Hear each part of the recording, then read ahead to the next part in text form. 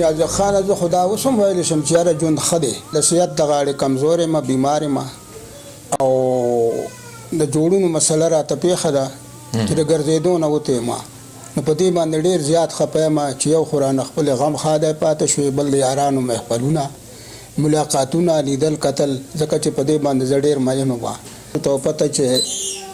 په روز کال نه زه بیمار شوم او په شیرپا هسپتال کې مې یو میاشت تېر کړې وه او د هغې سره سره ملګري شاعران نور هم چې چا زه اورېدلي وم لیدلي وم هغه ټول زما په تپوس لم راغلي وو سره د میوو سره د پیسو نو زما ته دونه پته ولګېده چې یاره که ما ته ځان نه دی معلوم خو د خلکو ته معلوم وه چې یاره په دوی باندې خامخا ګران یم خدای دغه پښتانه ونازوي چې تاسو چا نازولي یې نو مونږ په دغې پښتنو باندې ویاړ کوو مونږ ته هم دغه احساس کېږي چې پښتانه ډېر خوږمن خلک دی خو چې څوک رښتونی وي او مخلصه وي وایي چې دا ساعتونه محفوظ کړو نو زموږ دغه ملګري به تاسو ګوري نو غواړو چې ستاسو نه خواږه خواږه شعرونه هم واورو ریکارډ یې کړو او د دوی سره بیا شریک کړو اول خو دا خبره د ستاینه وړه ده چې تاسو د وصال مازدیګر موږ هم پکې څو پروګرامونه کړي دي او زما د نوسي انور خان سره کمپیوټر شته دی نو هغه چې چېرته نوی پروګرام تاسو وکړئ نو دی ما ته ووایي چې یاره یو نوی پروګرام نازک خان کړی دی نو هغه زه واورم نو داسې شاعران واورم چې ما لیدلي هم دي خو بیا هم خوشحاله شم چې وګوره پښتنو کې داسې ښکلي ښکلي شاعران شته دي او هغه ستاسو برکت باندې ټوله دنیا ولیدله او دا د غزل څو شعرونه دي که نه چې دا د اوس نه نه ده د پخوا نه مجبوري مې ده دا د اوس نه نه ده د پخوا نه مجبوري مې ده غږ کولی نه شم د حیا نه مجبوري مې ده او دې غضب ته ګوره پړې خبرې ته دې وړه وایم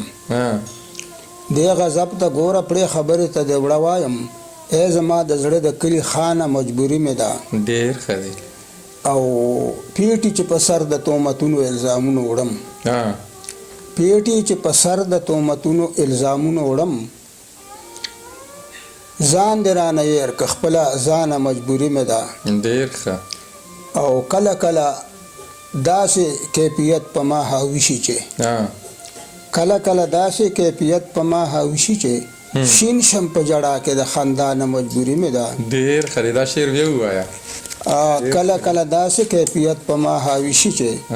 شین شم په جړا کې د خندا نه مجبوري مې ده او ټوله سرمایه د ژوند مې ستانه صدقه کړله ټوله سرمایه د ژوند مې ستانه صدقه کړله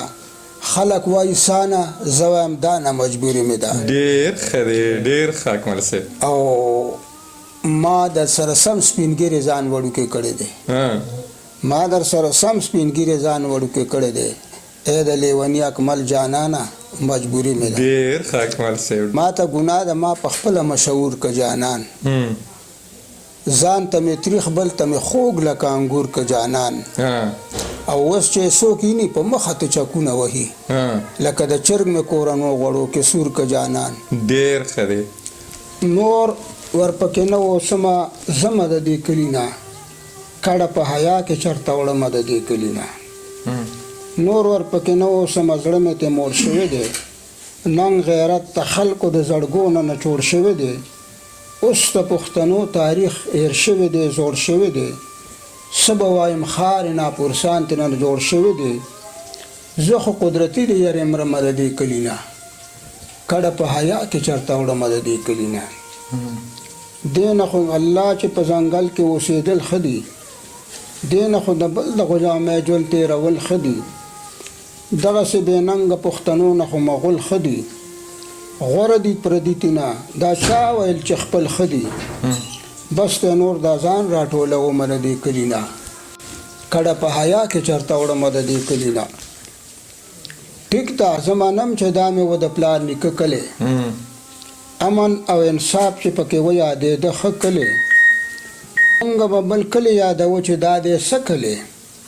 اوس په داسې بل نه وي د ده غوندې سپېره کلی خوند د ناستې نشته دی پاسمه د دې کلي نه کډه په حیا کې چرته وړمه د دې کلي نه ختم شریفان شو بدماشانې مشري کوي ختم شریفان شو بدماشانې مشري کوي وینم چې د امن قاتلان یې مشري کوي دې غضب ته ګوره غله ډاکوانې مشري کوي، واړه نابالغه هلکانې مشري کوي. نو نوره مې د خیر نه کېږي تمه د دې کلي نه، زمه په حیا کې کډه وړمه د دې کلي نه. زه ساده سړی د دې کیسو نه څه خبر ومه،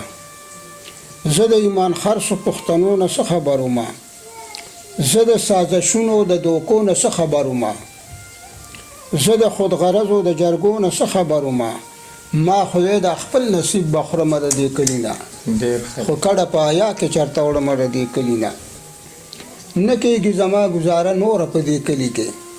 ګرځم چې په شته کور کې بې کوره په دې کلي کې. ومې جلل ډېر په زوره زوره په دې کلي کې، پاک پاتې کېدی نه شم د توره په دې کلي کې. نو ورک په شم اکمله بې موسمه د دې کلي نه،